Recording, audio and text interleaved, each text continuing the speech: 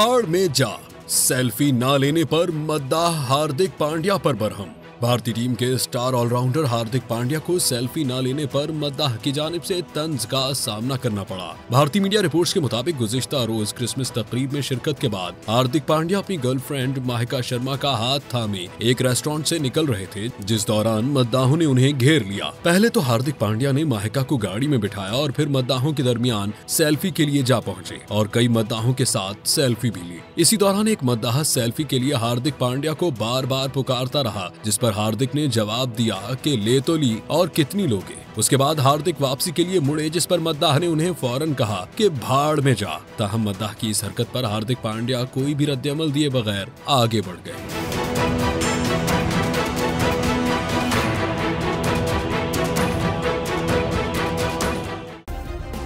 Subscribe करें और bell दबाएं ताकि कोई खबर रह न जाए।